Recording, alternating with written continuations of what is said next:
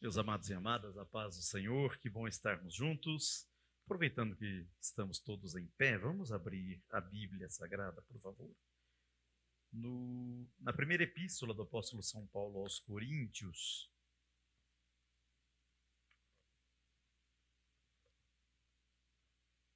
esta noite nós queremos falar um pouco sobre a igreja de Corinto, como um todo. Então vamos ler alguns textos dentro da epístola aos Coríntios. Vamos abrir diretamente em Coríntios 13.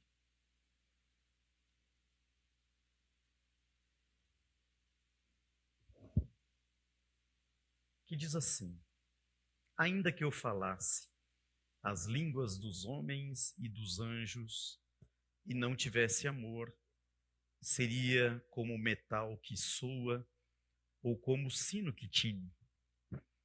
E ainda que tivesse o dom de profecia e conhecesse todos os mistérios e toda a ciência, e ainda que tivesse toda a fé, de maneira tal que transportasse os montes, e não tivesse amor, nada seria. E ainda que distribuísse toda a minha fortuna para sustento dos pobres, e ainda que entregasse o meu corpo para ser queimado, não tivesse amor, nada disso me aproveitaria. O amor é sofredor, é benigno. O amor não é invejoso. O amor não trata com leviandade, não se ensoberbece, não se porta com indecência, não busca os seus próprios interesses, não se irrita, não suspeita mal, não folga com a injustiça, mas folga com a verdade. Tudo sofre, tudo crê, tudo espera, tudo suporta. O amor jamais falha. Amém? Podeis assentar, meus amados e amadas. Meus queridos, eu estava pensando, refletindo sobre o que meditar com os irmãos neste culto, e o Senhor me conduziu para uma reflexão. Como eu sempre digo aqui, existem várias espécies de sermões. Existem aqueles sermões, como eu sempre digo aqui, temáticos, nos quais o pregador, o ensinador, se prende a um tema e não a um texto. Então, poderia ser um sermão temático sobre o amor, e nós poderíamos usar a Bíblia inteira para falarmos sobre amor. Então teríamos um sermão temático. Há sermões que são textuais analíticos. Os textuais analíticos, eles têm por objetivo pegar uma pequena porção do texto bíblico e expandir, explodir, explorar esse pequeno texto das mais variadas formas, aplicando os mais diversos métodos. Olhando para aquele texto do ponto de vista etimológico, do ponto de vista histórico, do ponto de vista histórico-gramatical, do ponto de vista poético, e sob as mais diversas óticas, expande-se um texto. Estamos diante de um sermão textual analítico. Temos o sermão expositivo. O sermão expositivo é aquele que não tem por objetivo nem ampliar o texto e nem sintetizar o texto. Ele tem por objetivo tão somente traduzir o texto, pôr para fora aquilo que o texto está dizendo, tão somente o que o texto está dizendo. É mais ou menos como falarmos a mesma coisa que o texto diz, mas com palavras mais adequadas ao público que nos está ouvindo. É o sermão expositivo. Existe uma modalidade de sermão, de pregação e culto de ensino, é bom a gente aprender essas coisas, né? Que é o textual sintético. O textual sintético, o sermão textual sintético, ele tem por objetivo pegar uma grande porção bíblica, uma grande porção textual, e sintetizar, como a própria palavra diz, comprimir, espremer, para tirar dali apenas o sumo, apenas aquilo que é o fundamental daquele grande texto, em que pese todos os textos bíblicos serem grandiosamente fundamentais. Hoje, eu gostaria de fazer uma meditação com os irmãos. Não vou ser extensivo, mas eu gostaria de fazer uma meditação com os irmãos de uma forma textual sintética. A epístola do apóstolo São Paulo aos Coríntios, ela é escrita porque o apóstolo Paulo recebe a família de Cloe ou Cloé,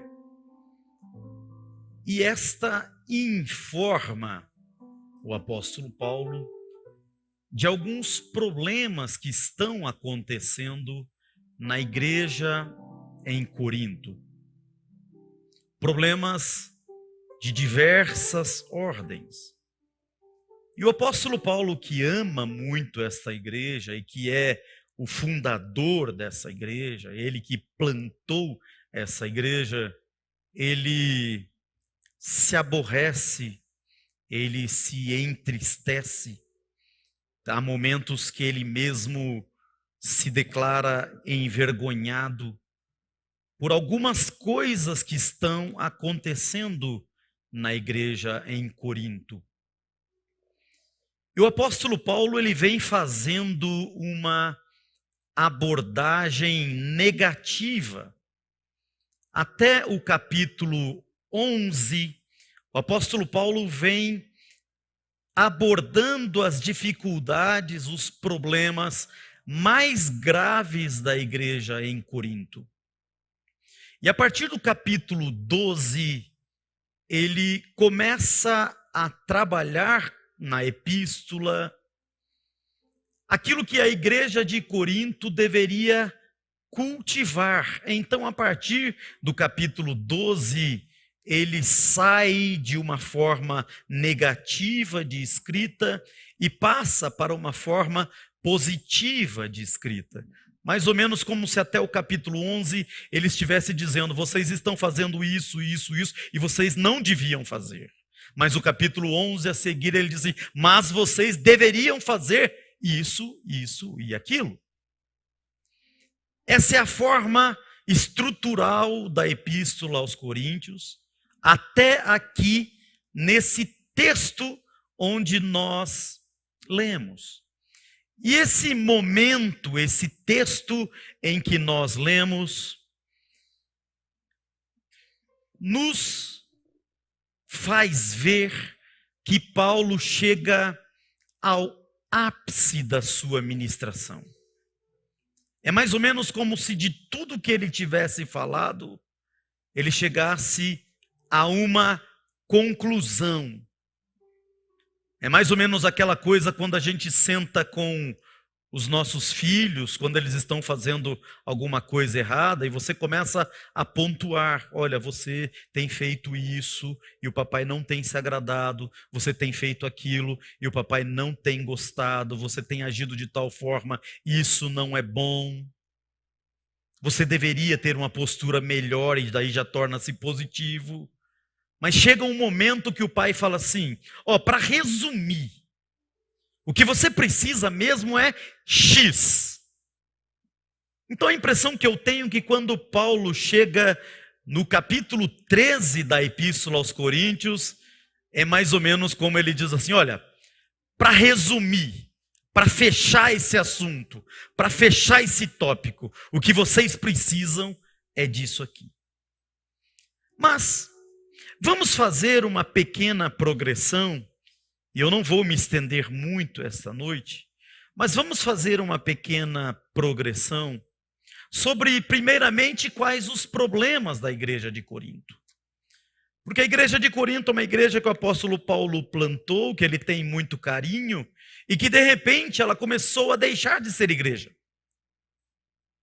Ela começou a ter uma postura que não é condizente com uma igreja, que não é digna de uma igreja, que não é capaz de fazer uma igreja. Quem age deste modo não pode se chamar de igreja. Então vamos abordar algumas coisas. No capítulo 1, no versículo 9, o apóstolo Paulo vem dizendo assim: fiel é Deus. Deus é fiel. Deus não erra. Deus não falha. Deus não tem dúvidas. Deus não tem sombra de variações. Aquilo que Deus faz é perfeito e aquilo que Deus faz é santo. E eu quero vos lembrar, diz Paulo no versículo 9 do capítulo 1, que vocês têm uma chamada, que vocês têm um propósito, que vocês têm uma razão de existir, que vocês têm uma razão de permanecerem existentes na face da terra. O Senhor Deus vos chamou para serem igreja.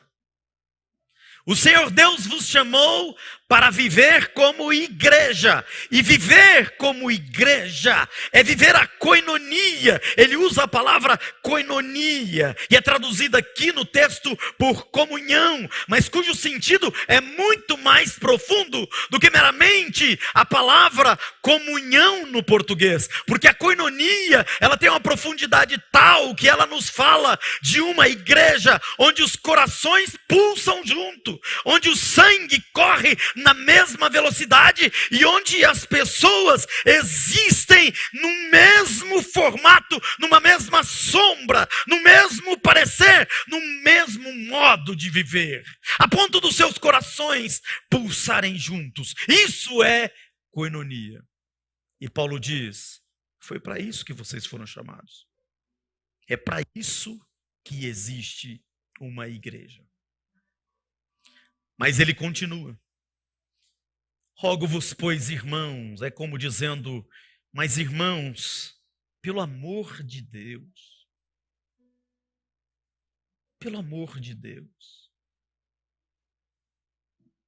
não haja entre vós dissensões. O que é a palavra dissensão? A palavra dissensão, ela vai além do pensar diferente. A palavra dissensão, ela fala de uma ruptura nos sentimentos. Dissensão fala de sentimentos antagônicos, de sentimentos antitéticos, antinômicos, sentimentos que não batem. Pessoas que têm sentimentos diferentes umas das outras. Ele diz: irmãos, vocês não podem ter dissensão. Irmãos, pelo amor de Deus, vocês precisam caminhar no mesmo sentido. E a palavra no original, irmãos, vocês precisam cultivar o mesmo sentimento. E vocês precisam cultivar o mesmo parecer.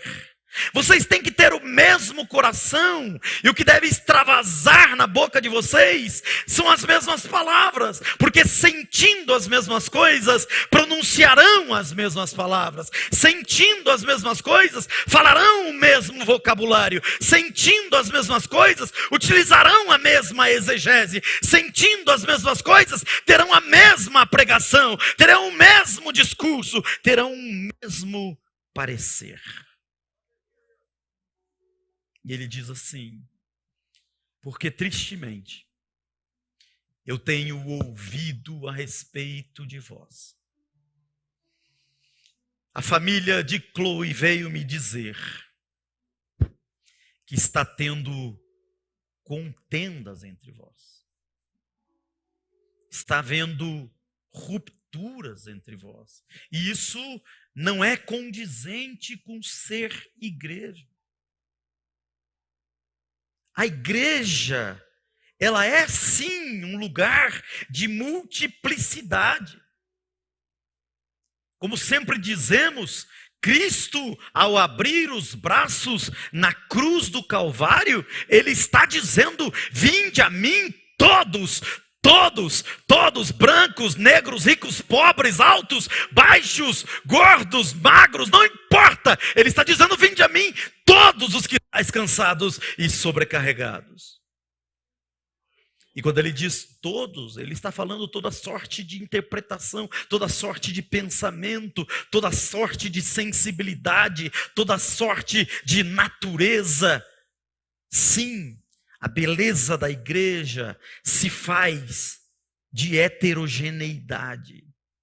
Deus tem interesse na heterogeneidade. Deus não tem interesse na homogeneidade.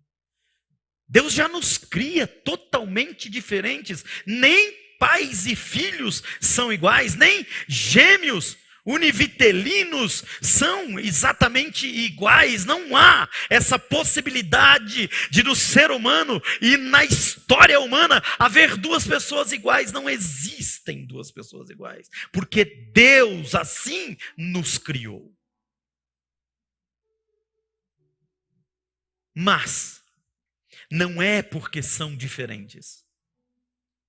Não é porque têm sensibilidades diferentes, capacidades diferentes, visões diferentes, pontos de vista diferentes. É que vocês precisam se digladiar, diz Paulo para a igreja de Corinto. E Paulo vem dizendo assim: há coisas graves entre vocês. Porque uns dizem, eu sou de Paulo. Outros dizem, eu sou de Apolo. Outros dizem, eu sou de Cefas, que é Pedro. E outros dizem, eu sou de Cristo. E Paulo não carimba com nota 10 nenhum dos grupos. Paulo não diz que nenhum dos grupos está certo. Mesmo aquele grupo que diz, eu sou de Cristo. Porque ao se proclamarem de Cristo, também estão se colocando em posição de um grupo separado dos demais, dividido dos demais. E se há qualquer espécie de busca de divisão, mesmo que se professe dizendo que é de Cristo, não é aceitável porque é divisão. E então Paulo vem e diz claramente: está Cristo dividido? Capítulo 1, versículo 13. E ele vem dizendo: fui eu crucificado por vós? É mais ou menos como ele dizendo assim: Cristo não está dividido. O corpo de Cristo não pode estar dividido, não pode ser dividido.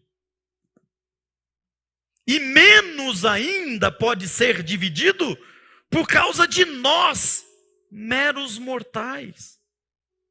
Não fui eu, Paulo, quem morri pela igreja. Não foi Pedro, Cefas, quem morreu pela igreja. Não foi Apolo quem morreu pela igreja.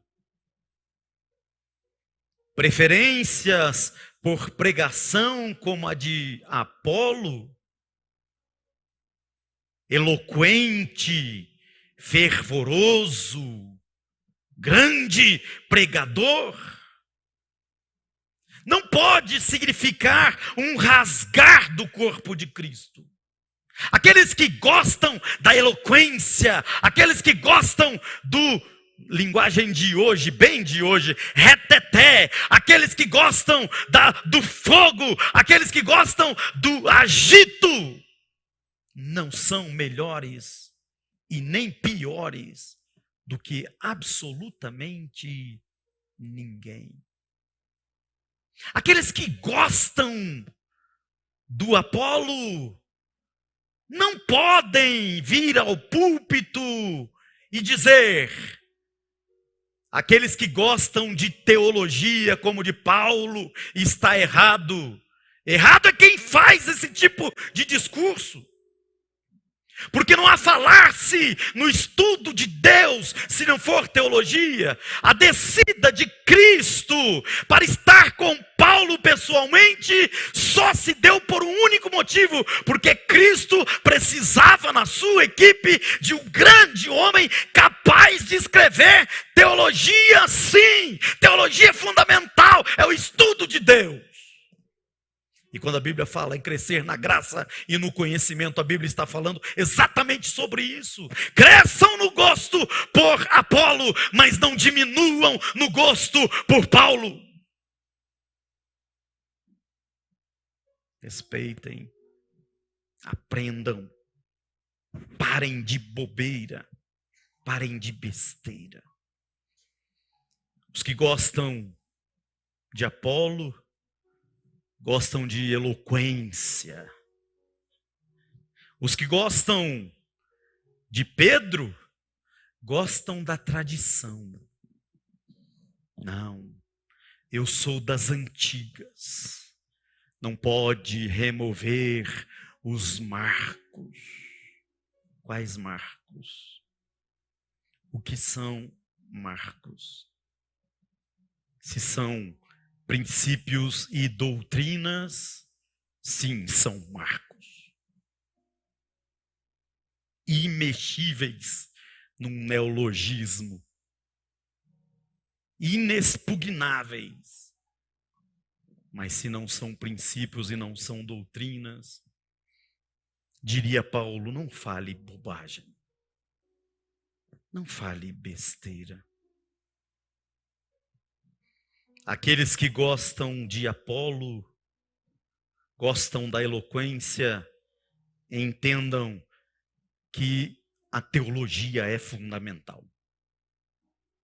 Mas aqueles que gostam de Paulo, o teólogo, o estudioso, aquele que até não é eloquente, aquele que faz o Eutico cair da janela e ainda prolonga o seu sermão até no outro dia, até raiar o dia, é o conteudista, é o teólogo de profundidade, é aquele que vai às minúcias, que vai aos detalhes. Mas ele também é necessário. E aquele que gosta de Paulo não tem o direito de desgostar de Apolo. Não tem o direito de desgostar de Pedro. Aqueles que gostam de Pedro, o judaísta, o tradicionalista, aquele que carrega no seu sermão cristão os resquícios ainda da sua vida antiga de judeu judaizante, tradicionalista, não tem o direito de desgostar de Paulo, não tem o direito de desgostar de Apolo. E Paulo vem dizendo, irmãos, entendam isso pelo amor de Deus. E quando ele chega no capítulo 1, no verso 22, ele aborda uma nova nuance. Ele diz, agora não vou falar mais daqueles que gostam de Paulo, de Apolo, de Cefas, isso já está tratado. Agora eu vou falar de estilos espirituais. de estilos de serviço a Deus. Aqueles que vieram do judaísmo, eles pedem sinal. Eles são carentes de manifestações espirituais sobrenaturais. Eles só conseguem acreditar naquilo que é manifestação espiritual sobrenatural. Eles não são afeitos a conhecer Deus pela sua inteligência e pelo seu intelecto ou pela sua fé firme e verdadeira. Não, eles são afeitos a conhecer Deus pelos sinais, pelos milagres, pelos prodígios, pelas maravilhas. E eles são aqueles tão focados nisso que às vezes eles fazem pesar a igreja por este critério. Uma igreja que não tem milagres é uma igreja que não tem Jesus. Uma igreja que não tem maravilhas é uma igreja que não tem Jesus. Mais uma vez, buscando uma homogeneidade que não interessa a Deus. Mas pastor, o senhor é contra milagres? Não, eu sou daqueles que gostam de milagres. Eu sou daqueles que gostam dos sinais. Mas eu tenho que ter inteligência suficiente para entender que às vezes Deus está nos ventos. Às vezes Deus está nos terremotos. Às vezes Deus está no fogo e na água que verte de forma milagrosa. Mas às vezes Deus está também numa voz meiga, mansa e suave, depois que tudo isso passou, e Deus diz: que fazes aí, Elias? E eu preciso entender que o meu Deus é muito mais rico do que tudo aquilo que eu penso. Eu tenho que entender que o meu Deus é muito maior do que tudo aquilo que eu quero. Eu tenho que entender que o meu Deus tem muito mais nuances do que aquilo que eu quero desenhar. Eu tenho que entender que Deus não está obrigado a ser cabido, a ser enfiado na minha forma, não. Deus é grande, Deus é excelso, Deus tem multiforme graça, multiforme sabedoria, multiforme manifestação, multiformes palavras, multiforme vocabulário, multiforme formas de se manifestar. Deus é Deus.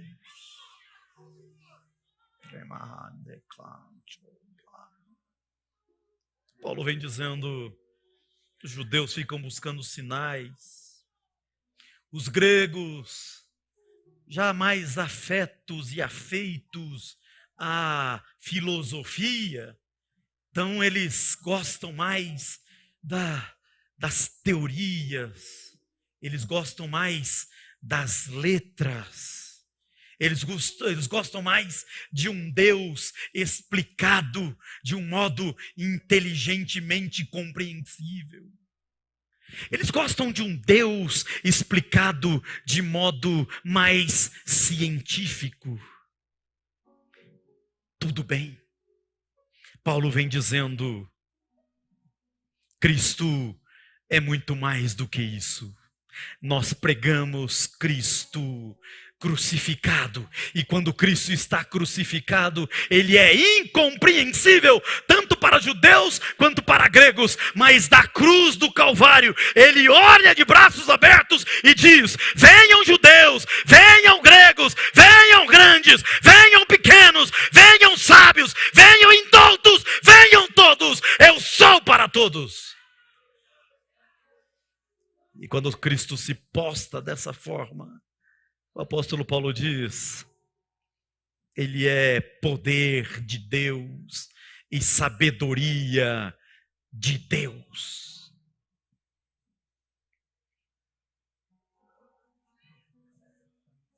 Então o apóstolo continua ensinando a igreja. E ele vem dizendo assim: irmãos, eu já disse no início que vocês foram chamados para a coinonia. Vocês foram chamados para ser uma igreja, para caminharem juntos. Mas, irmãos, atentem para uma coisa: vocês são diferentes. Isso faz a beleza de vocês, porque vocês são diferentes. E o que é preciso, amados irmãos, para que vocês sejam igreja, é que vocês atentem para a vossa vocação. Cada um de vocês, Deus deu um dom. Cada um de vocês, Deus deu uma capacidade. Cada um de vocês, Deus deu habilidades. Não são muitos os sábios segundo a carne, não são muitos os poderosos segundo a carne. Mas é importante que vocês saibam que mesmo que segundo a carne não sejam vistos como sábios, mesmo segundo a carne não sejam vistos como poderosos, mas com olhos espirituais, ainda que a carne vos enxerguem como loucos, Deus escolheu as coisas loucas deste mundo para confundir as sábias. Ainda que aos olhos carnais vocês sejam fracos, mas Deus escolheu as coisas fracas deste mundo para confundir as fortes. Mesmo que aos olhos carnais vocês sejam vistos como vis e defeituosos e desprezíveis, mas Deus escolheu vocês para aniquilar aqueles que pensam que são alguma coisa. O que é importante, diz o apóstolo Paulo no versículo 30, é que vocês saibam que vocês são de Deus em Cristo Jesus.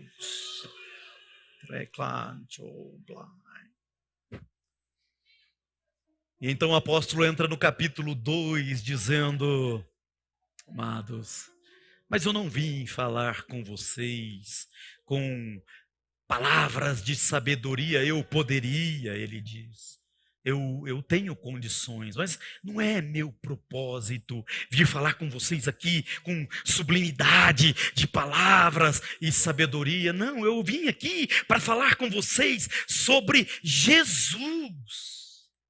Meu propósito é falar com vocês sobre Jesus, porque Jesus é tudo que vocês precisam saber para serem igreja. E ele vem dizendo: Jesus é lindo. Aquilo que o olho não viu, que o ouvido não ouviu, aquilo que jamais subiu ao coração do homem, é tudo aquilo que Jesus tem para revelar para vocês, que são chamados por Ele, segundo o seu Espírito e pelo seu propósito. Mas aí ele chega no capítulo 3, e ele vem dizendo assim: mas eu tenho que às vezes dar um puxão de orelha em vocês, porque eu queria conversar com vocês como se vocês fossem espirituais, mas vocês têm às vezes escorregado, vocês têm agido de modo carnal. Eu vos criei com leite, e hoje eu queria dar comida sólida para vocês.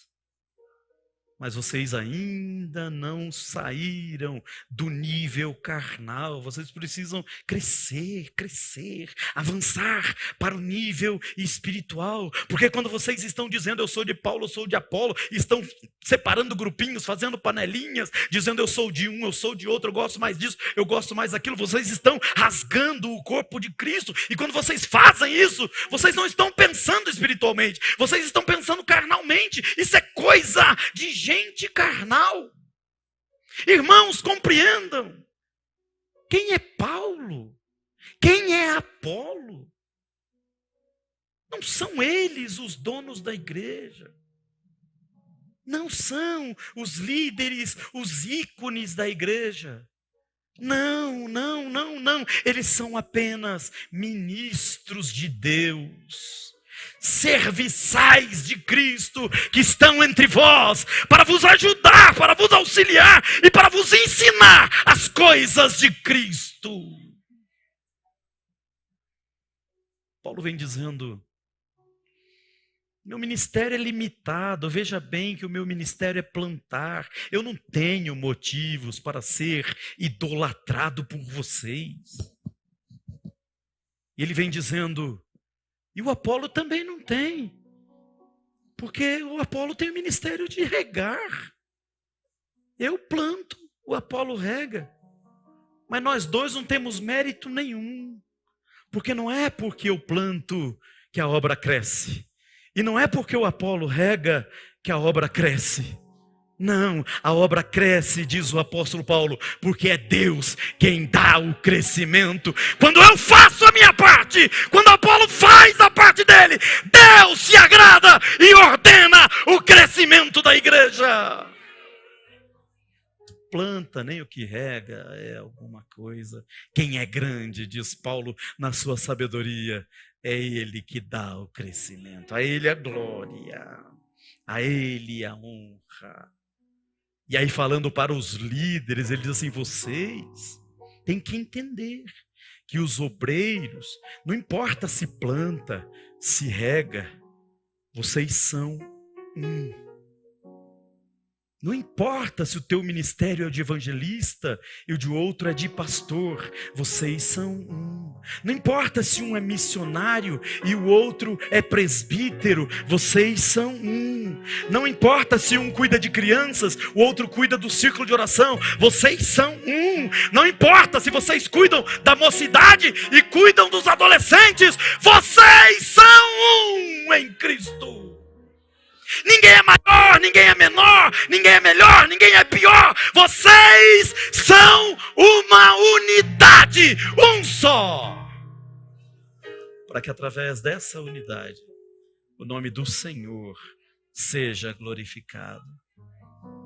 E a igreja e os obreiros precisam entender, no capítulo 2, versículo 9, que os obreiros, nós somos apenas cooperadores de Deus. A gente só coopera com Deus, é isso que a gente é.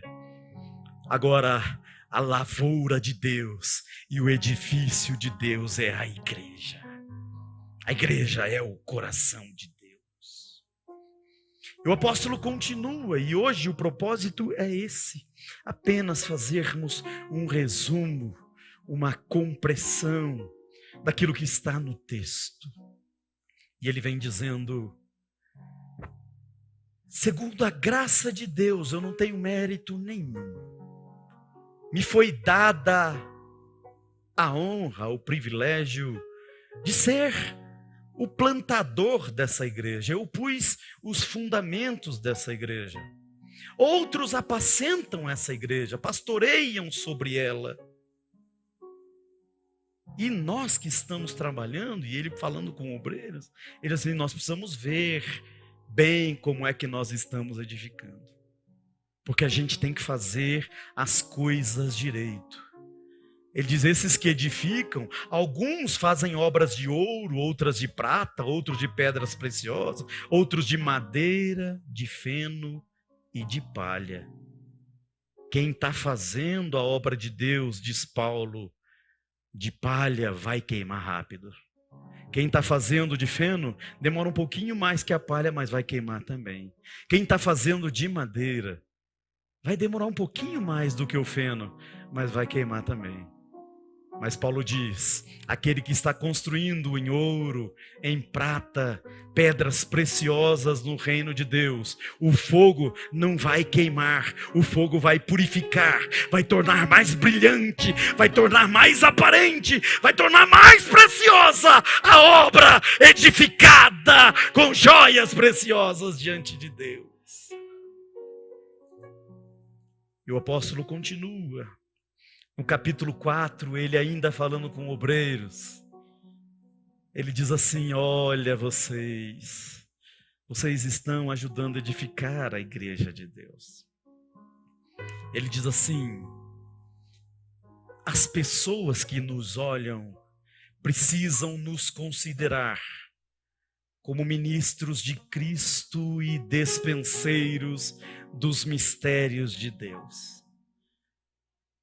Ao usar a palavra ministros, ele fala operete, aquele que opera, aquele que entrega, aquele que serve, aquele que é garçom, aquele que distribui, aquele que faz mordomia. Mas quando ele fala do despenseiro, ele fala daquele que é o oikonomos, palavra que dá origem à palavra economia. É aquele que economiza, é aquele que guarda, é aquele que tem a chave da despensa. E quando alguém pergunta para Paulo: mas Paulo, quando é que eu sirvo? E quando é que eu guardo? Quando é que eu sou ministro? E quando é que eu sou dispenseiro? Paulo fala: eu já te disse que você não é o dono da obra, você é só o administrador. Você serve aquilo que ele mandar servir. Se ele mandar pregar, você prega. Se ele mandar comunicar, você comunica. Se ele mandar você falar, você fala. Se ele mandar você profetizar, você profetiza. Mas se ele não mandar, fica quietinho, guarda na despensa, espera o momento certo. Ele vai comandar todas as coisas, porque a obra é dele, a igreja é dele, o reino é dele, é ele quem manda, é ele quem coordena todas as coisas.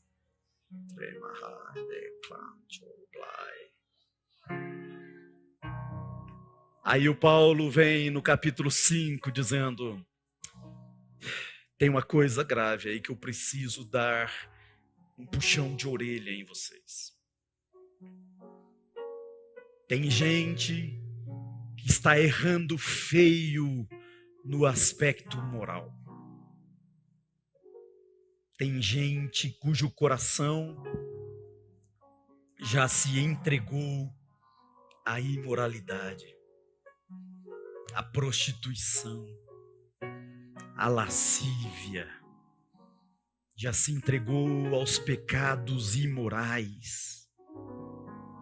E chegou a um ponto que há aqueles que chegam mesmo a abusar da mulher do seu pai. É o ápice da imoralidade.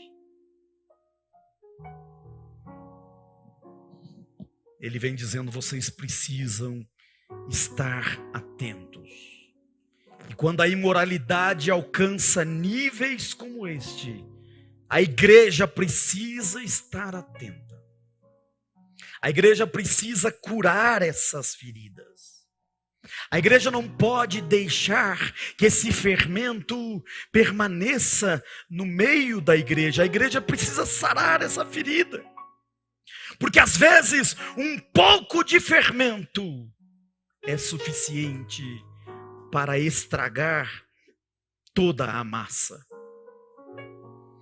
E ele vai caminhando no capítulo 6, dando essas advertências, e culmina com ele dizendo assim: igreja, não errem, não errem, estejam bem cientes de que pecado é pecado. Devassos não entrarão no céu. Idólatras não entrarão no céu. Adúlteros não entrarão no céu. Efeminados não entrarão nos céus.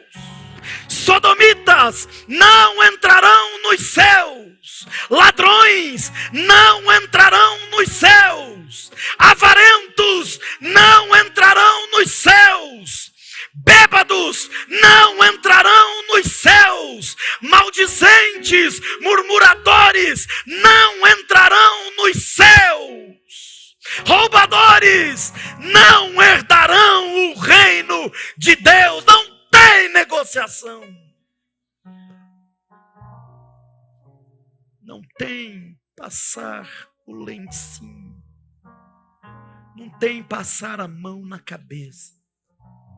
Tem que ser claro, tem que ser direto. Deus não se agrada disso. Deus não aceita isso. Não tem parte com Deus e ponto. Isso aqui é doutrina, não tem negociação. Vou repetir, porque é bom. Capítulo 6, verso 10. Não errem, nem os devassos, nem os idólatras, nem os adúlteros, nem os efeminados, nem os sodomitas, nem os ladrões, nem os avarentos, nem os bêbados, nem os maldizentes, murmuradores, nem os roubadores, nenhum deles herdará o reino de Deus. Não dá para pregar outra coisa.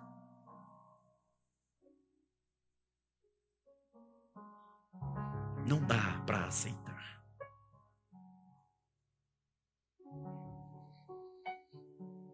Mas o apóstolo prossegue.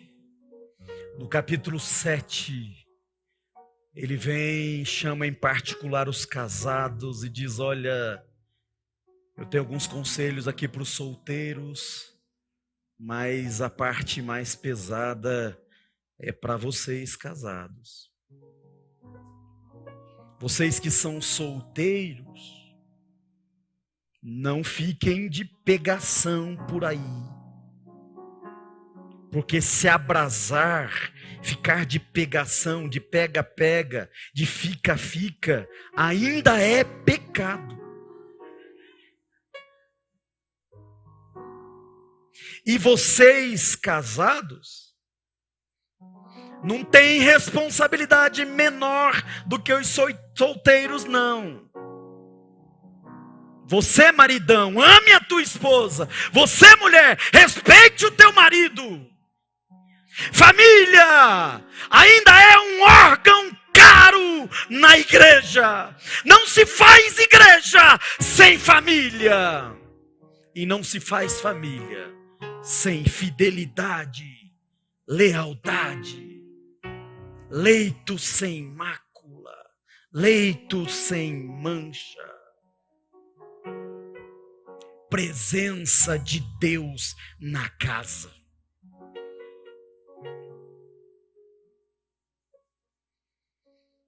No capítulo 8 ele vem dizendo: cuidem também com a idolatria, porque tem uns aí que estão se inclinando à idolatria sem ver, sem saber. Tem uns que idolatram a filosofia, outros idolatram outras coisas. E toda espécie de idolatria é pecado, ele diz no capítulo 8. Porque só existe um Deus que é sobre todos e Pai de todos, o Pai de nosso Senhor e Salvador Jesus Cristo. E ainda no capítulo 8 ele vem dizendo assim: vocês que não gostam de estudar, eu tenho uma palavra para vocês.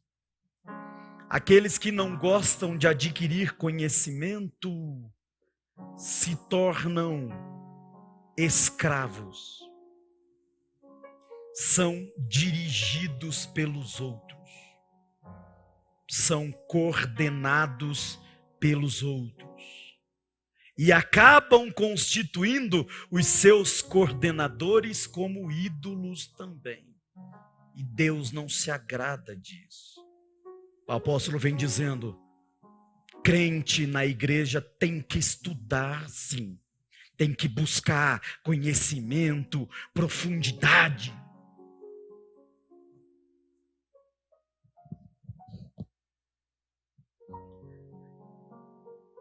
No capítulo 9 ele diz assim: tem gente por aí duvidando do meu apostolado. E eu até que concordo um pouco com isso. Porque eu realmente não era digno de ser chamado apóstolo.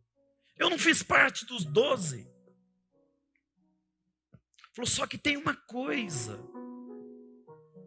Para quem não concorda muito com o meu apostolado, ainda que eu também não concorde muito, mas tem um negócio. Eu sei a experiência pessoal, real e verdadeira e frontal, cara a cara, que eu tive com o Senhor Jesus. E eu não posso negar a experiência que eu tive com o Senhor Jesus, porque Ele pessoalmente, face a face, cara a cara, depois de ressurreto, chegou para mim e disse: eu te chamei.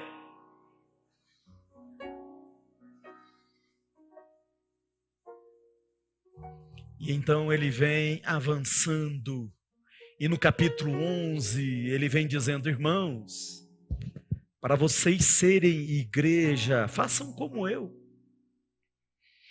Tem muitos que interpretam esse texto como se Paulo dissesse assim: sede meus imitadores, como eu imito Cristo. Ou seja, eu imito Cristo e você imita eu. Não é isso que Paulo está dizendo.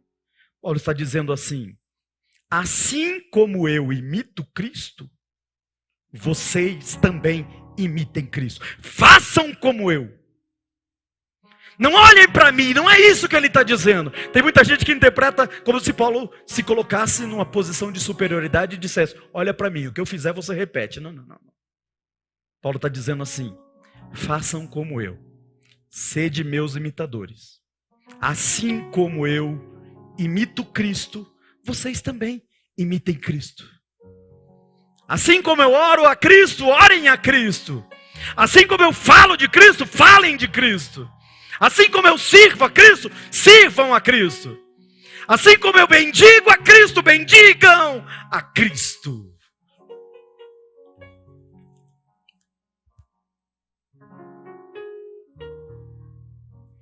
E aí chega no capítulo 12 e ele sobe um pouco o nível.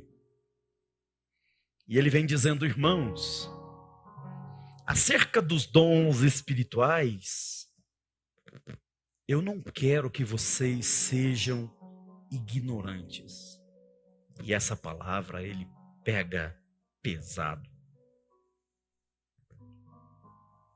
Não sejam ignorantes a respeito dos dons espirituais. E aí no capítulo 12 ele nos disseca as possibilidades de dons. E ele fala dos dons de poder, ele fala dos dons ministeriais, ele fala até mesmo dos dons naturais. E elencando qualquer um desses dons e quaisquer uma dessas modalidades, ele vem dizendo: a diversidade de dons, a diversidade de ministérios, a diversidade de manifestações, mas é importante que vocês saibam que um só e o mesmo Espírito é o que opera todas essas coisas, repartindo particularmente a cada um como Ele quer. É o Espírito que faz isso. Dons, habilidades, capacidades, entendam que ninguém tem domínio sobre isso. Quem tem domínio sobre isso é o Espírito, e Ele ministra, Ele reparte, Ele doa a cada um como Ele quer e conforme o propósito do dono da obra.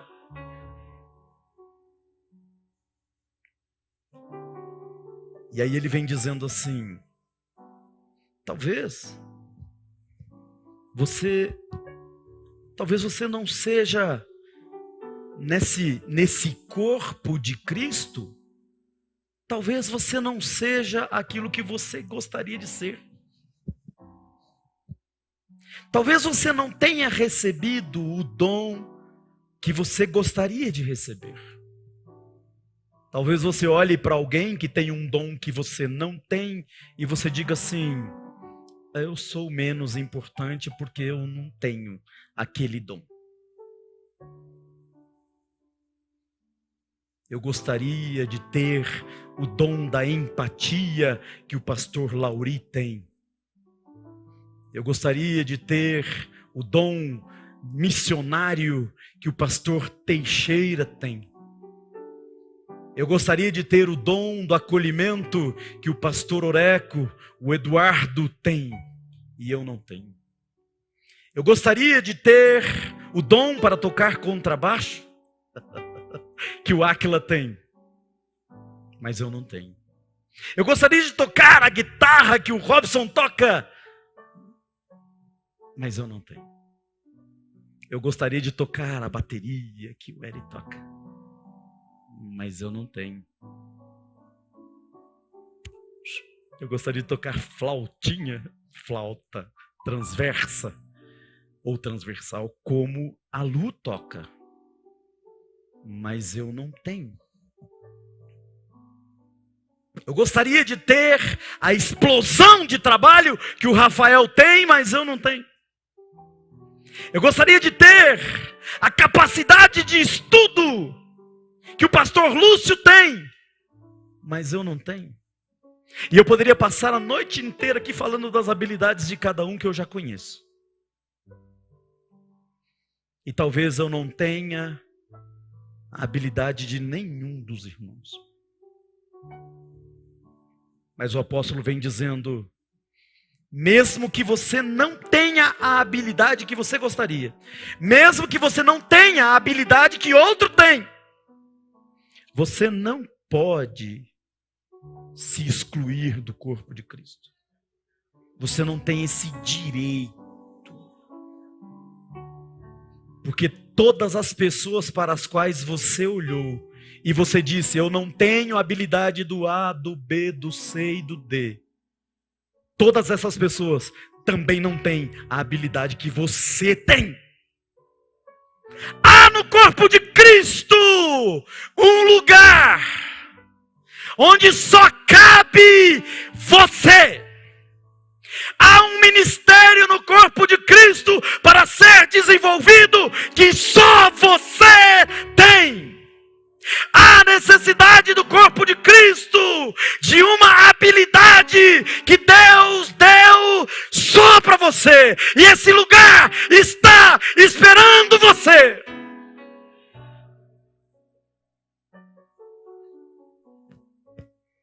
Não pode o pé dizer: porque não sou mão, não sou do corpo. Não tem esse direito. Não pode a orelha dizer: porque não sou olho, não sou do corpo. Não tem esse direito. Ele fala: mas tem uma coisa também. Para aqueles que se acham, é importante que você saiba que a habilidade que o teu irmão tem, você também não tem. Você não tem o direito também de dizer: a igreja não precisa do A, a igreja não precisa do B, e o corpo de Cristo não precisa do C. Você não tem esse direito.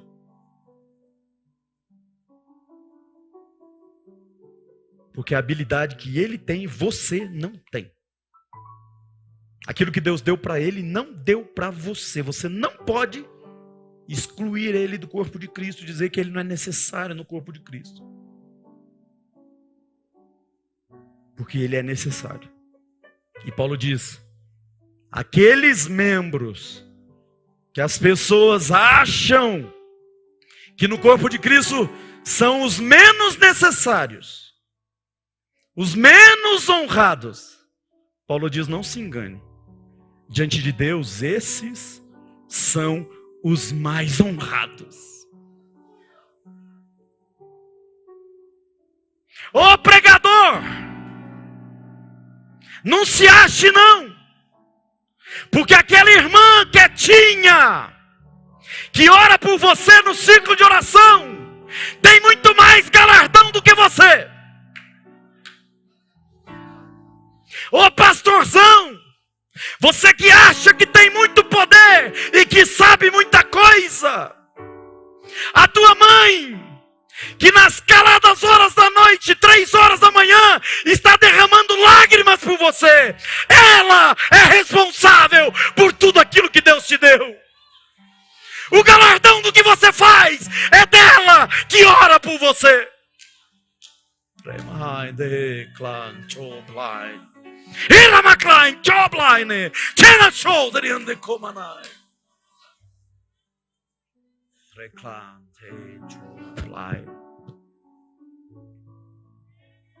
O cantor, aquele rapazinho que conserta o cabo do microfone para você cantar. Você só canta bonito por causa dele. Olha lá que diante de Deus ele tem muito mais galardão do que você. Não despreze o outro. Não dispense o outro. Não abra mão do outro.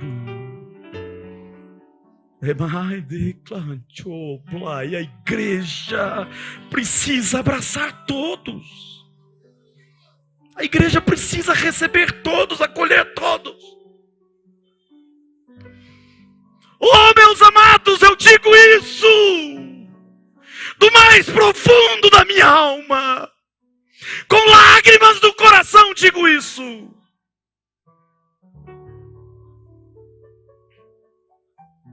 Ah, se a igreja entendesse o poder que tem. Ah, se nós olhássemos para as pessoas que nos visitam e as abraçássemos. E grudássemos nela com amor. Até que elas entrem no céu, nós estaríamos sendo igreja do jeito que Jesus quer.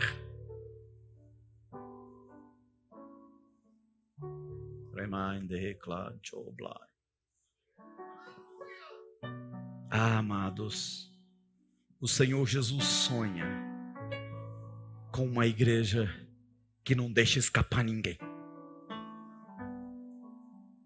Ninguém. Eu pergunto para você, quando você vai para o culto, você presta atenção nas apresentações? Para saber quem é que está visitando a igreja? Depois do culto, quem é que você escolhe para conversar? Aquele teu amigo, aquela tua amiga que você conversa com ele todo dia? Ou aquela visita?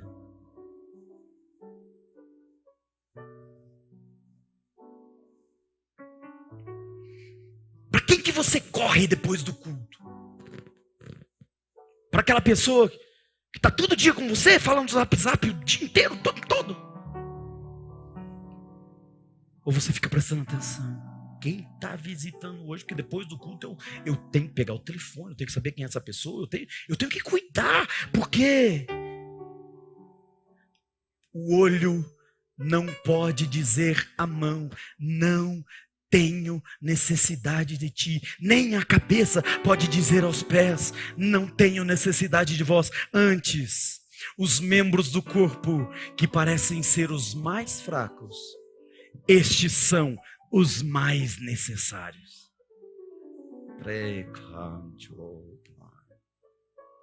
Você está entendendo aquilo que o Espírito Santo está ministrando no teu coração?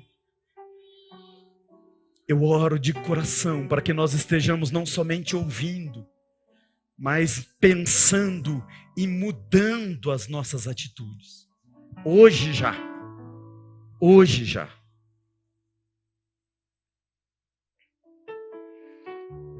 E então nós chegamos no ápice dessa discussão.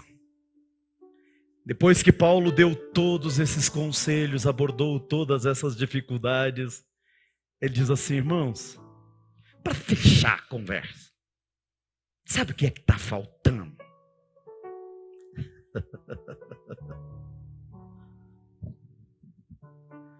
Ainda que nós falássemos a língua dos homens, nós fôssemos os mais sábios e falássemos todas as línguas, todos os idiomas dos homens, e falássemos até os idiomas dos anjos, se nós não tivermos amor, se nós não tivermos amor, Paulo diz, é a mesma coisa que um sino batendo, só barulho. Se nós tivéssemos o dom de profecia, que agora há pouco ele acabou de falar que buscai os melhores dons, dentre eles a profecia, que ele coloca num sinal de destaque, ele diz, mas se você tiver o dom de profetizar,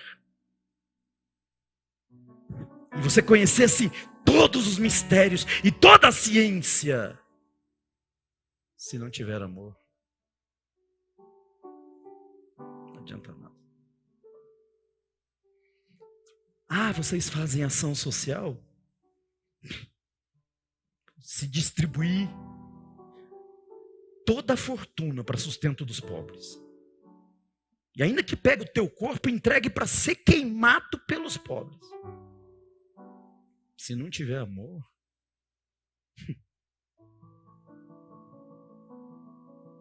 a gente tem que ser movido por amor. Nosso combustível tem que ser amor.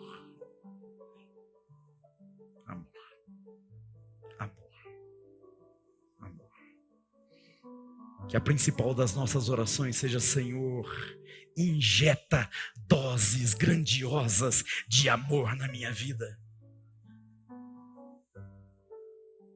Que tenhamos a preocupação de levantar de madrugada e falar: Senhor, eu levantei de madrugada para te pedir amor. Porque sem amor o resto não vale nada. O amor é sofredor. O amor sofre junto. O amor é benigno, ele é bom. O amor não tem inveja. Quem tem amor não tem inveja. Ah, o meu irmão foi consagrado antes de mim. Glória a Deus. O irmão está mais rico do que eu. Glória a Deus. O irmão assumiu a liderança do ministério que eu gostaria. Glória a Deus.